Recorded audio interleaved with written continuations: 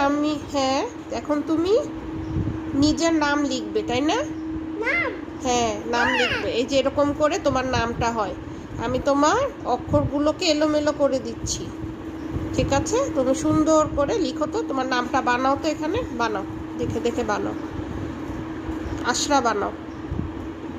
প্রথমে এটা নাও, এই যে এটা দেখতে কেমন। হুম হুম হুম